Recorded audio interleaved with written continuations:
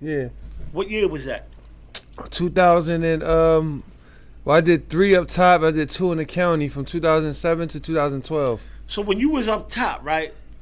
You know, was you thinking about one day, you know, I'm gonna get to shine. I'm gonna get to represent my hood, my community. Yo, you know what's crazy? If you go to my hood, like where I'm from, Fairhill and Canberra, and even Wyoming, all my friends from the ages like 10 and up will tell you, like I always told them, like, yo, I'm gonna be the reason why we make it about this shit. I promise you. Since the age of 10, I'm talking about maybe 9. Always to all my friends. Like, we go through Fairhill, Canberra, Reese and Canberra. Yo, who TJ, yo? Who love my yeah, he said when he was a kid he was gonna come back and save. He was gonna get millions and all. Man, he was saying that shit every year. Every year he always told us like, yo, this gonna be our year. I'm telling you, like I thought I was gonna be a ball player. They used to call me Reggie Miller. Like I had a crazy like 3-pointer. Like growing up, like my I used to shoot from distance, and they used to call me Reggie Miller. I was like a pure shooter, like a clutch pure shooter, right? So I'm thinking we all thinking, oh, he going to the NBA, and then high school came and my mom couldn't get me. You know, Cool G and Guess jeans, and the street snagged me. I was able to get Cool G's and Guess jeans. And cases. School was a wrap. Basketball out the window. I'm in out of jail, now I'm writing music. Like, oh, damn, so now I'm coming home. I'm like, yo, man, listen to this. And they like, oh, my God, like, he gonna be a rapper, bro. You gonna get signed, bro. You hot. I'm one of the hottest in my hood. Right? The DVD era wasn't even on DVDs, just rapping on the streets, you know, hustling, rapping on the corners. So all my friends thinking like, yeah, it's going to be music. It's going to be music. And music faded by more state time. Going to jail more, you know, music faded. And then as I'm upstate, I ain't going to lie. So when I got upstate, it wasn't about music and it wasn't about playing basketball no more. It was more like, I'm going to go home and get a job. Like, yo, like, I'm going to go home and get a job, and I'm going to try to come as close to God as I can get. You know what I mean? Because I think when you up there and you studying all these different religions, you kind of understand that, you know what, God is real. That there's a God. I don't know his name. I don't know what you call him, but I ain't got a name for him. I call him God. Yeah, I call him God. So, like, and people in general, I don't know what y'all got a name for him, but upstate kind of taught me that, yo, God is real, and it's a right way to live life. You know what I mean? And for me, the right way was like, you know what? I'm going to go home and I'm going to get a job and putting on for my city or putting on for my friends. I'm not the savior. I thought I was, but... You know what, man? I remember... And then it mapped out, you know. I remember being locked up, right? And I used to call a Spanish radio station. They used to give me like 15 minutes every week just to talk about what's going on in the prison.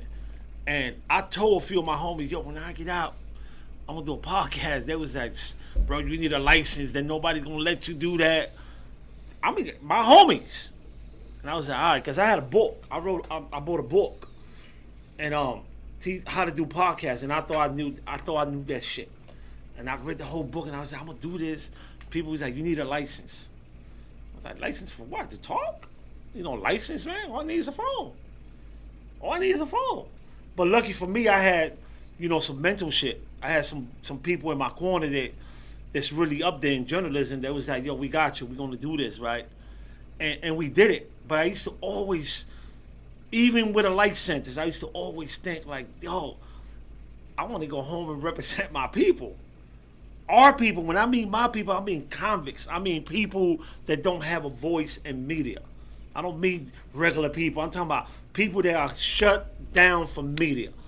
Anybody incarcerated do not have a platform in media, period. You can't even write the newspaper. They would not send that letter out. And I said, I want to be that voice. And people just laugh. So when they told me I'm going home in 2017, I ain't told nobody in there. I'm just going home. I just went home. You ain't tell none of your friends? Nobody. I was in a maximum security prison where it was a lot of hate. And then back in my mind is, if one of these dudes gets slick, I can't do shit about it. I'm trying to go home November 20th. I'm not trying to be here another 2 years because this dude got slick.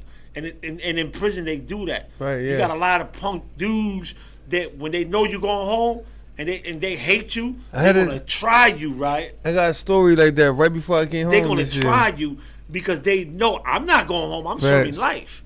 Right. I could mess your parole date up quick. So I was like, I'm not telling nobody. All I did, I told the superintendent I want to move outside. So they put me out in the trailers.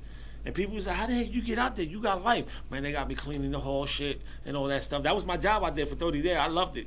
Because that was the first time. That was like the first time in my life I ever seen a horse. Man, like play with the horse back. and all that. That's crazy. But when I won the Pulitzer, you know, in my speech, they was trying to make it seem like I wasn't even in jail. And I was like, oh, whoa, no, you got to say I was in jail. I wouldn't even go up there unless you say that. You can't erase that part of my history. You know, and in my speech, I told the people at Columbia University, you know, this is for all the people that fought for my freedom, for social justice. You know, and I know that wasn't flying well with them, but I did it because I wanted to give representation to those that I left behind. Those in the hood, they probably think, oh, I can't do a podcast and get money with it. Stop playing. A Pulitzer Prize is money. I don't know if y'all know that. A lot of money, too. A lot of money. And for those that don't know what a Pulitzer Prize is, it's a brand.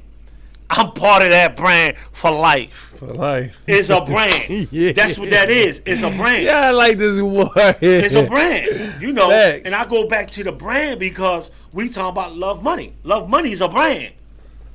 Love Money is a brand. I don't care where you at around the world. People know love and they know money. Yeah. Period. Without that, you can't get nowhere in the world. Right. And it's crazy because I didn't even name it. Without that, you can't get nowhere in the world. You can have love, but if you ain't got no money, you know, I'll see you later on, buddy. No, that's facts. But if you got both, them doors are going to open. And I ain't trying to get spiritual with people. That's just real. But it's the real thing. It's you know, real. when we talk about brands, people don't understand that. People just think, oh, what is that? It's a brand. You want to be part of the family? It's a brand. You know, you don't get in certain places unless you're part of that brand. I know that for sure. I've been invited to places that I never in my life thought I could get into.